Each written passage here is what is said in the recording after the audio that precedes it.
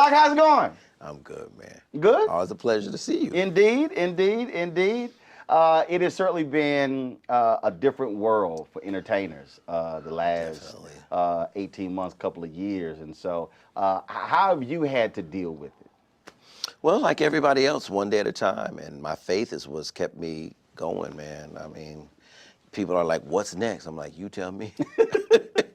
You know, we just take it day by day. Mm-hmm. Mm-hmm. And because one of the things that is interesting, I've interviewed numerous entertainers, especially folks who are singers, and you feed off of the energy of the crowd. People ask me the same thing. Given a virtual speech, it's not the same when I'm at that podium and you've got people and you got energy and the anticipation. It's just a whole different animal. Energy is tangible. It's when you don't do it, you don't realize how much, but it's tangible. Like when I'm on stage in certain places, you can actually feel the love, the energy coming back to you. So it's tough. One of the hardest things is making an album, but making it feel good in the studio. When it's just you and a mic, and no lights, and no wardrobe, and no crowd. That's an art form. And it is. I can't tell you how many. It's very interesting. I was listening to. I listened to several Jill Scott records. And I liked them. But it wasn't until you saw she her performed at Essence, and I heard the live version. It's just like when Fantasia won American Idol, the song that put her over the top. I have that one, and I snatched it off of television. Then I have the studio version. It's hard. It's just a whole different feeling, whole different vibe, which I think is part of the reason why there's so many gospel albums are live. Because you capture the spirit, and that's Mr. Martin. It used to be my daddy. I'm rolling. Okay, just respect. Back in the day, like the Love Alive album, Walter Hawkins, Chains. That song is like 12 minutes long, and they would play the whole song. And you felt like you had church, but now you better do it in 3 minutes, or you're not gonna get played. That's interesting because that was a song that the Salem Baptist Church Choir Chicago did. It's like a 13-minute song. Oh yeah. And man, and so when you play it's like it builds and builds. And you're in the experience. Yes, Otis Clay has a song called "Precious Precious" live in Tokyo. Okay. And there's a 6.5-minute organ solo by Charles Rogers. Okay, wow. Bruh, and again, you take that, and then, or you take that Sam Cooke live at the Harlem Square Club, and you listen to him bringing it home to me, and Somebody Have Mercy. Yeah. Totally different feeling and sound. And man, you in the car, you just, I mean, that's why I can't really say it because since we in a church, but I have these, I call it these songs. What songs for you, whether they're gospel, whether they're R&B, whether they're whatever, that when it comes on, that's to make you just oh yeah, it just hits you. There's a lot of them. There's a lot, and I was talking to someone the other day. I was hearing the song "Stand" by Donnie McClurkin. That song just has God's hand on it. It's something about that song, like it just does it. And there's so many songs like that. But as to back to your point, it's such a difference with no audience. I mean, I hate it, honestly. I don't like it, but I thank God for it. Right. And the medium of television allows us to still have church. I've not missed one Sunday at my church, but because of on camera. But this coming up is going to be our first Sunday with people in the audience. Yeah. So. Okay, so you said Stand. I love that song. Give me a few others that, again, when it comes on, I don't care what mood you in. I don't care where you are. You could be on a plane. Well, believe it or not, somewhere, and when it hit, man, you just like, I don't care what y'all think. Yeah. I'm just about to go. Believe it or not, because I'm a gospel singer, but Ella Fitzgerald is like, hands down, the greatest singer of all time. Really? To me. So whenever I'm anywhere and I hear her voice, I'm like, that's Ella. She's phenomenal. She's perfect. Perfect. See, I think that is when we talk about music, we talk about art is art. So you Yeah, obviously you definitely. have movies, you have television, you have artwork, but I don't believe that there is any other art form that can match the emotion, the intensity, the I mean, no matter what mood you're in, no matter where you are, whether folk can speak the language or not, music is the most incredible art form. Whether they are spoken words or whether it's just music or whether the whole thing is just a hum. Yeah, definitely. Definitely. We have a large amount of success in Japan. And I met a guy, they called him Little Kurt Carr. Now, so you know he's short if they call him Little. Yeah, that'd be funny. They call him Little Kurt Carr. He was 6'5". No, he's shorter than me. But this guy knows every single song that I've ever done. Wow. And can't speak any English. I said, you know the whole language if you put all them songs together. But it was just phenomenal to me, amazing. But like you said, music transcends generation, it transcends culture, it transcends everything. We were talking about Nigeria and gospel. Yeah. When I was in Ghana in 2008, I've been to a whole lot of Holy Ghost filled church experiences in the United States. Yeah. But bruh, They put us to shame. bruh. I'll never forget Mr. Woo! Martin. We were in Nigeria for this thing called The Experience. It was 200,000 people. And it wasn't a rainstorm, it was a typhoon. A typhoon, literally, like rain I've never seen before. It was me, Donnie McClurkin, and Mary Mary, and Ty Tribbett. It was like 8 different artists. And the power went out. And they stood there in a typhoon. How great is our God? See, it was the most humbling thing I've ever seen in my life. So Man. no one could perform. None of us could perform. I think Fred sang early because he had to leave and he was able to perform, but nobody, it rained for hours and they stood there. Didn't move, didn't leave. No, and at the very end, they had like I guess an emergency generator light that would, all of the artists at least go out on the stage to let them know that you are here. Right. And I was standing next to Erica and Tina, Mary Mary, and their hair was like matted to their face because it was that wet. And Right. they were like, Kurt, have you ever seen anything like this?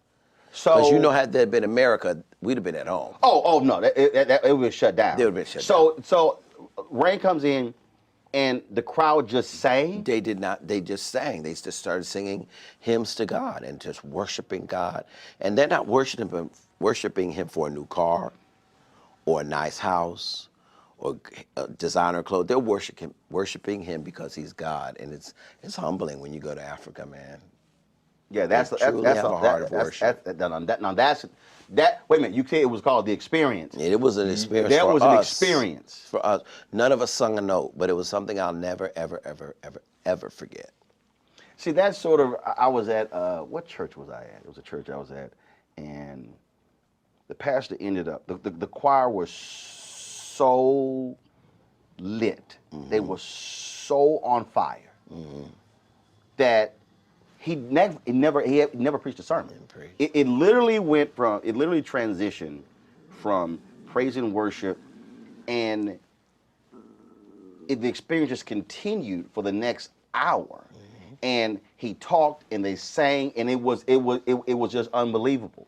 It happens. And the reason I want to ask that, because you led the choir Fountain of Praise in Houston, and there are a lot of folk. There are a lot of preachers who are like, look, okay, enough, I got to do my thing. Right. But then there are others who understand you allow the Spirit to move, you allow God to move, and if it's flowing, it's flowing. And if the agenda gets changed, it gets changed. But that's when you're in tune with the room and the people in the room. Yeah.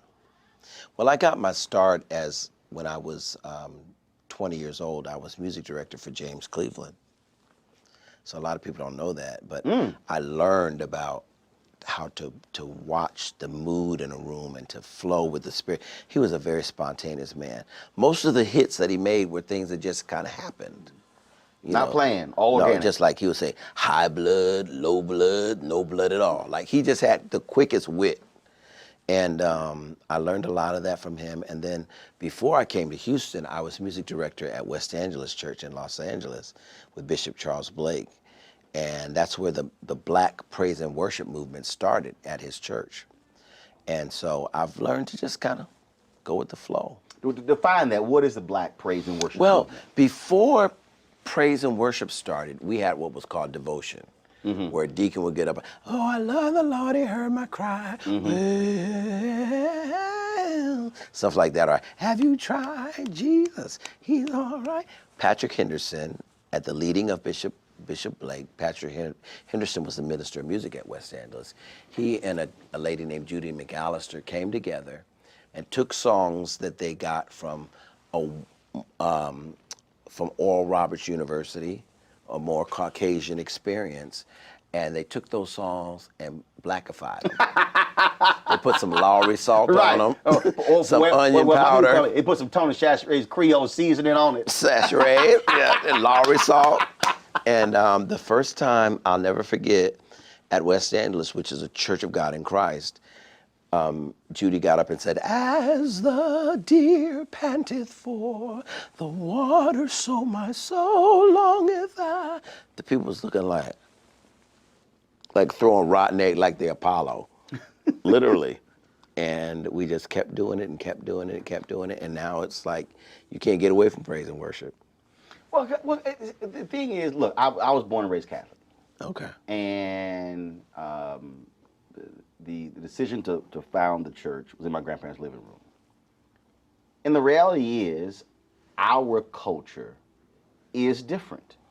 How we walk and how we talk and how we act. To your point, what we retained from the motherland, the beat, the dancing, or as preachers would say, that itching foot of ours, and that to me is something that we should never apologize for. That is what makes us unique and distinct. It is. You cannot have a worship experience in Africa without them dancing. And not just dancing. It's flags. The oldest mother. It's whistles. The oldest mother in the church will be dropping it like it's hot. Just like there's no insecurity about movement. Uninhibited. And no, right. Ain't nobody swear. Well, what so and so think? They like, look, I ain't here for you. And the men out worship the women. Oh yes. It's almost shameful for a woman in Africa, for a woman to praise God as hard as a man. But here, men have different, refinement and everything with regard to worshiping God. But it all comes from the motherland. It does. It does. You mentioned Japan, and it's amazing that a lot of blues artists and soul artists talk about again how black music, if you will, they love it, how it just how other people receive it. What has there been a particular place other than Japan that shocked you in your travels when you went, oh y'all get down with our stuff like this? Not really shocked me that they accept what we do, but a lot of certain countries in Europe, we do a lot of tours in Europe where they would know like the BBB song on a record, not the A songs. They knew, one time we did this fabulous opera house in Italy, and they held up this song. They had posters like, please sing. I was like, oh my God, we've never sung that song before after the record. So here's like, here's a standard playlist. We know what the hits are. No, after I had a song. They go deep. My song, We Lift Our Hands in the Sanctuary, went platinum and made me from being a black artist to being a world artist. Right. And I started opening my thinking to like, it's a whole big world. I toured after James Cleveland passed, I worked with Andre Crouch for like 2 years, which opened my thinking because he stayed in Europe. James Cleveland hated Europe. He liked collard greens and cornbread. Period.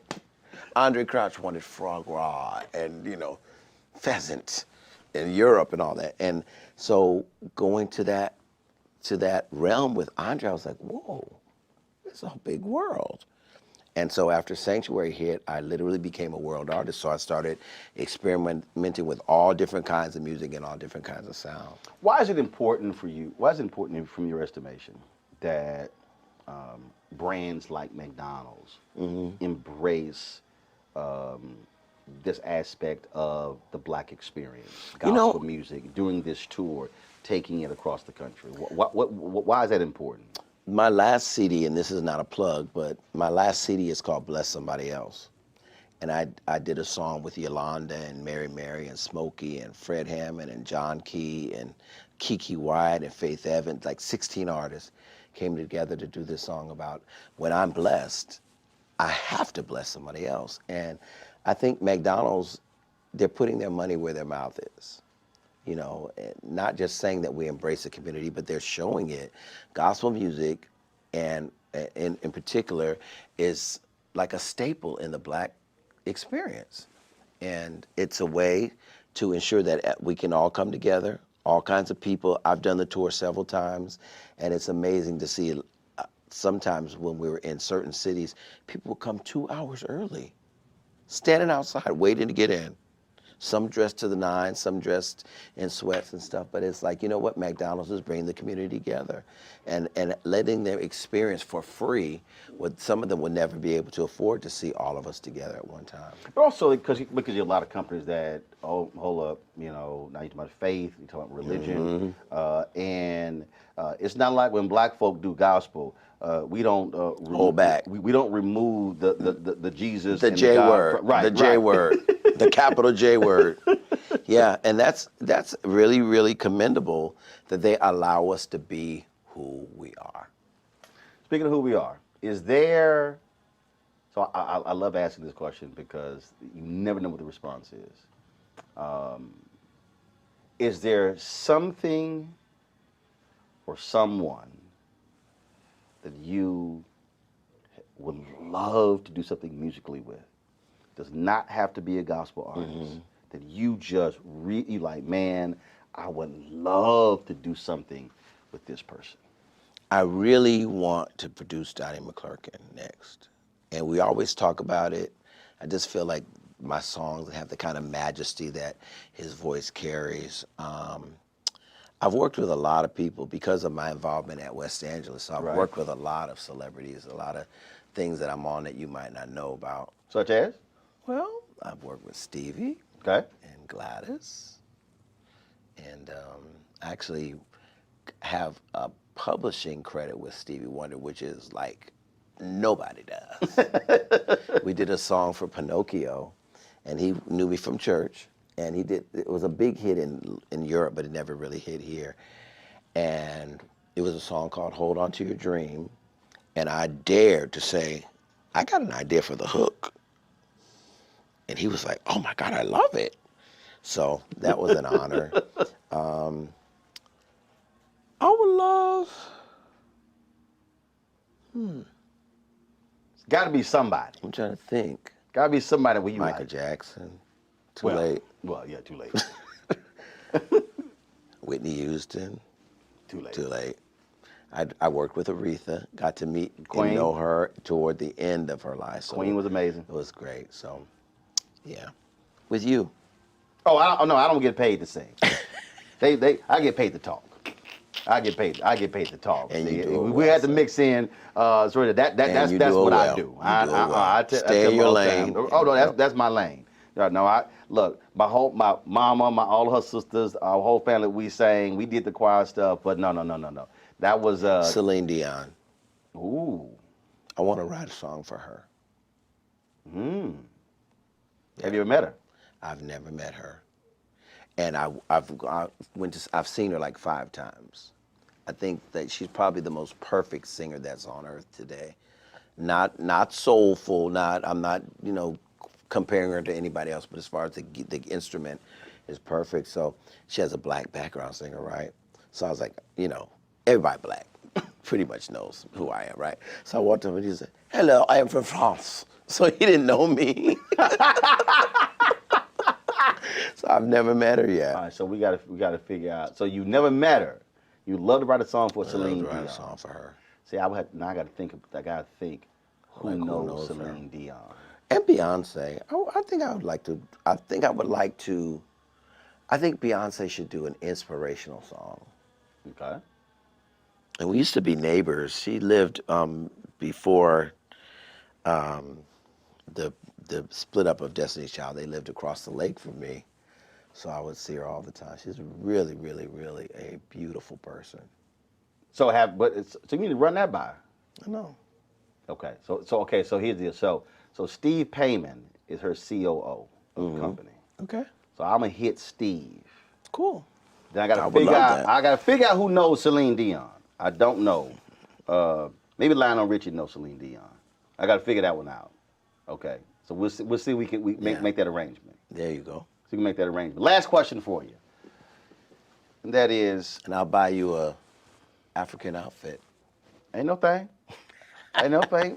I'll fly you to Africa and pick one out yourself. That not a problem. That ain't a problem. I'm gonna figure out who knows Celine Dion. Yeah. I'm gonna figure out who knows Celine Dion. I'm trying to think who else. Who else would be in that space? Yeah, I think Lionel Richie probably. Out of all people Probably I know, so. Probably so. Lionel probably knows Celine Dion. He probably knows Celine Dion. What you think? Y'all think that? Hold on. Let me do this here. Let me see what time. I don't even go ahead and since you just you trying to challenge me, Carr. You trying to challenge me. So I don't know what. I'm gonna see if you know. It was the Clark sisters, but I just did them. Clark sisters. Yeah, I have a new song with them that's about to come out. I'm gonna see if Lionel pick up the phone. So if he don't pick up the phone, we're gonna shoot a video. Okay. We're gonna shoot a video, and that'll do it. Well, see, knowing him, he's somewhere. Will he answer the phone saying, "Hello"? He's somewhere in you. He might be in the Middle East. Is he gonna answer the phone saying, "Hello"? He might be. Is it me you're looking no. for? He will answer. He will answer. What up, frat? Lionel Richie's an alpha. Yes, I know. All right, we're gonna do this video right here. Cool. Okay, so Lionel, I'm interviewing Kurt Carr. Hey, Mr. Richie. So Jesus is love. and Jesus is an alpha. He's a sickness. And so we're sitting here. He says he would absolutely, out of all the artists, he would love to write a song for Celine Dion. I figure out all the people I know, you probably know Celine Dion. But if you do know Celine Dion, we need to hook that up. But you probably need to also do something with Lionel. Hey, but Jesus is love too. so there you go. So let me know. Hit me back, frat. And yes, let's hook a Sigma up. Let's show. I was actually listening to the song recently. That track is great. The way it builds, it's perfect. It's a great song, timeless. Well, you let us know. You hit me back, and then we'll see if we can hook that up. I think I'm gonna bring that song back. I'm gonna do it. I'm gonna do it in church. Okay. I'm gonna bring it back. All right. Holla. Peace. All right. We'll send it to him right now. Okay. We'll see if we can do that. Man, always good to see you. Man, it's a pleasure. Indeed. Keep doing your thing. Thank you so much. Keep hanging. And then if you ever go to Japan and go back to Japan and lose your luggage, you know who you can call. Little Kirk. Yeah, little Kurt Carr. Appreciate it. Thank you, man.